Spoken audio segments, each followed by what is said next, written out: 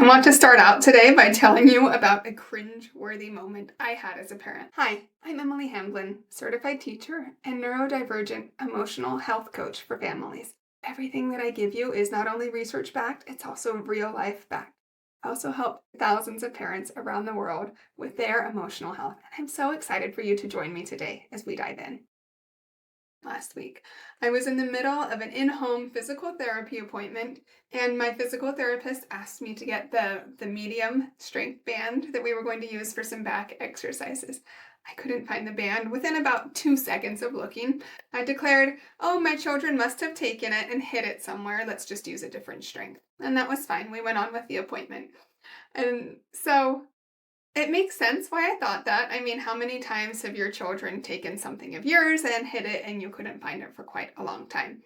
At the same time, that night, I decided, you already know where this is going.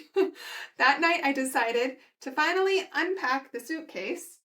It had been in the middle of my bedroom floor for 2 months, and it's still not completely unpacked.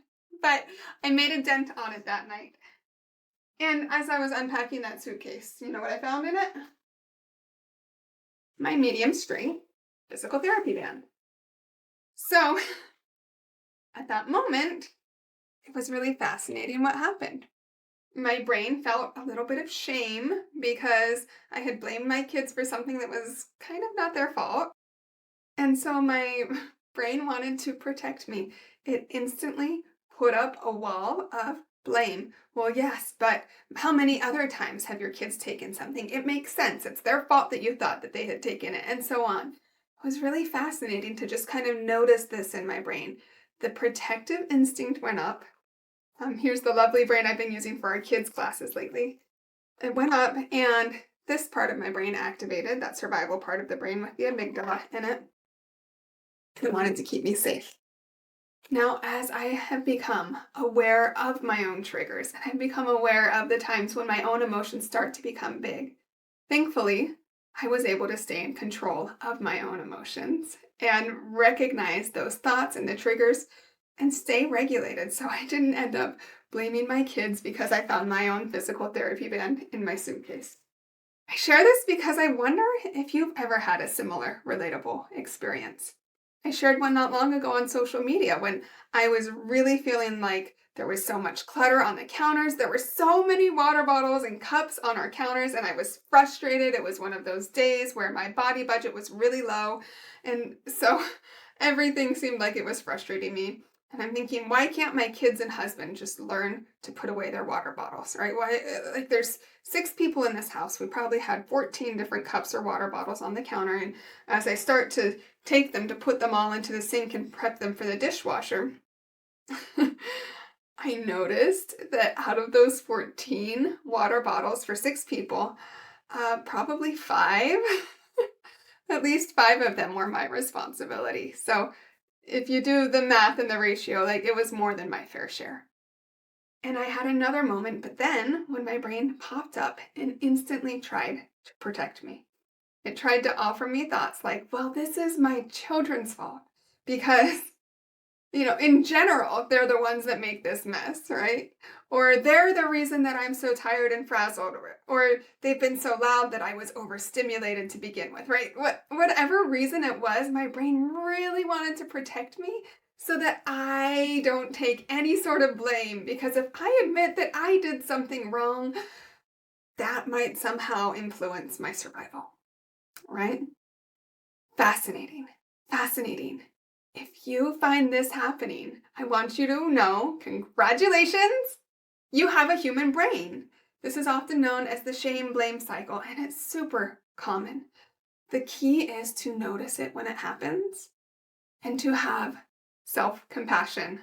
Like, I'm gonna own it. I'm not a horrible mom for thinking that my kids had taken my PT band or for thinking that my children were the ones that had water bottles all over the counter. It makes perfect sense why I thought that. And at the same time, I don't have to just accept what my brain is feeding me. I want to be intentional with how I show up as a parent and as a human. And that includes being intentional with which of the thoughts I'm believing, which of the thoughts I'm entertaining, and which of the thoughts I choose to let go and replace with more valuable thoughts. In these cases, particularly with the PT bands, the physical therapy bands, because that's a more recent experience, I just kind of reasoned with my brain, like, yeah, it is true. My kids do take some things, and I don't need to blame this on them. I am a big enough person to say, oops, I made a mistake, and here's the important part. And that's okay. It's totally fine that I made a mistake and thought my kids had taken my bands. And it's totally okay that I hadn't unpacked that suitcase for 2 months, because that was probably on my mind also. So one of the reasons I bring this up is to just help you be aware of it. The more we are aware of the triggers and of all of the thoughts that are leading to us having our own dysregulation, the more we're able to become conscious and intentional as parents to show up the way we really want to. Now, in addition to that, I want to talk a little bit about our children. I want you to understand that your kids are experiencing a very similar thing in their brain. Their prefrontal cortex, here, let's plop this brain open again. Right here, this part of the brain, the thinking part of their brain, the logical, reasoning, risk management part of their brain is still under construction, and it will be probably until their mid-20s. If they're neurodivergent, then it's probably about 30%-ish behind a neurotypical peer. This means a 10-year-old might have prefrontal cortex development of a 7-year-old. What does that mean? It means if you as an adult are barely even aware of the shame-blame cycle happening in your own brain, there's a good chance your child's not aware of it at all, right? So lately, I've been teaching a class that I love. It's the Brain Body Emotional Regulation class for neurodivergent kids. We've been having so much fun. It's a 6-week course, and right now, for the first time in a while, I've been meeting with kids live online. Oh my goodness, it's a hoot. We're having so much fun, and the kids are learning so much. This last week, one of the things that I wanted them to understand was the fact that they do have triggers, that they have instances or conditions that communicate to their brain that there's potential danger and that trigger certain emotions. And this is so powerful to teach your children, and it's really powerful for you to understand. Your child has triggers just like you do. And I know like you know this, but let's bring it up here into like conscious prefrontal cortex thinking, okay? Being aware of it can really help us when our child does something that they realize was a mistake, or they realize maybe they shouldn't have done, but they didn't yet have the impulse control to not do it.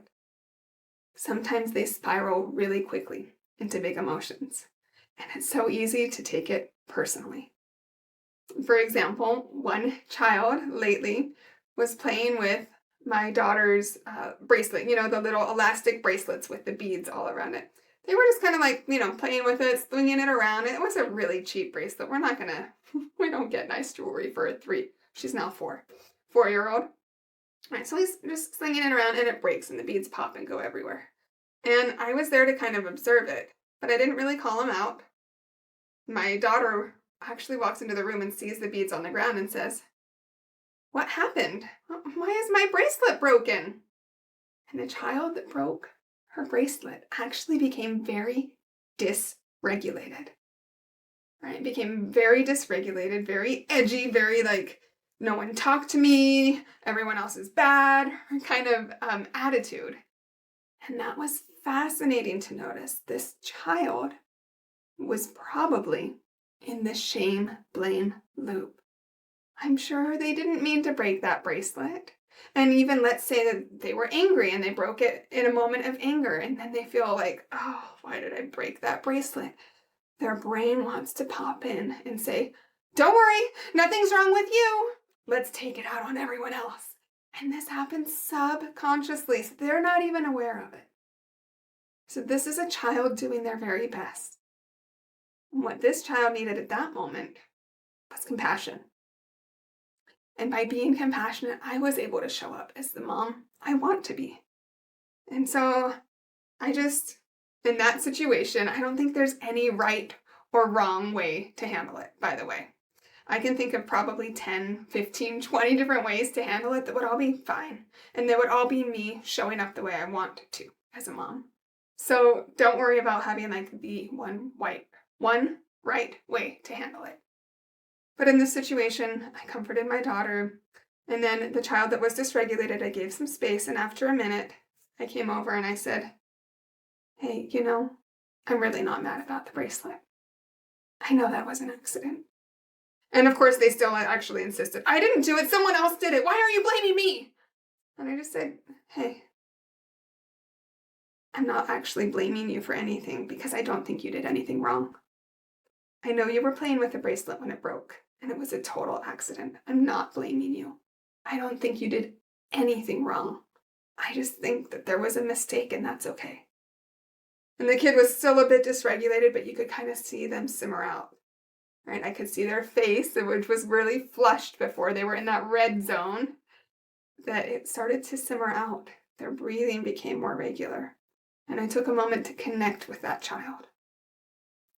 As I connected with them, it's almost like sometimes you can see their prefrontal cortex come back online. And they're able to think logically again. Once we connected, we got that prefrontal cortex back online. They were able to brainstorm with me. Because I was like, so, your sister's bracelet's still broken. What do you think we can do about it? And because I had made that moment of connection, regulated my own emotions, they were able to think, and we came up with a plan together that worked, and that was completely fine. And then, of course, I brought in my daughter, who's going to struggle more with these conversations at such a young age. But we brought her in too, and she was able to join us in brainstorming how to handle it. So please always remember, it's okay that you have big emotions. It's okay that your child has big emotions. This is just one of many examples, and I promise you, as you come to understand your brain, as you help your child come to understand their brain, as you come to understand your child's brain and your body and your unique nervous system and your child's unique nervous system, it really empowers you to make choices, to not just go with whatever subconscious thought enters your mind, to go with whatever emotions happen to walk through the door, but rather to become more intentional, more unconscious, and more empowered to make the choices that you want. Now, if this is resonating, by the way, if you're interested in the brain body class that I'm teaching to children, go ahead and find me on Instagram, Emily Hamblin. Go ahead and find me on Instagram. I'll have the link in the show notes. And just send me a message that says brain body education. And we can chat about whether it's a good fit for me to work with your child or if I have other resources that will help you in the process.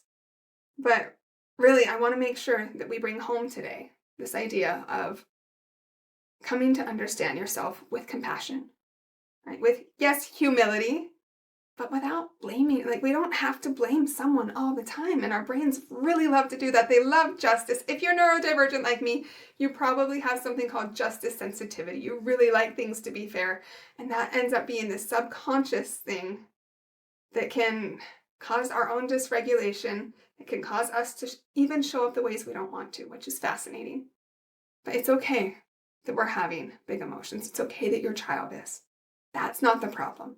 The problem is that when those emotions end up leading to us or our children behaving in ways that really we don't want to behave, we need to learn the skills and the strategies to behave differently so that then we can stay in control of ourselves. Thank you so much for joining me today, and we will see you in 2 weeks. We'll chat soon. Bye.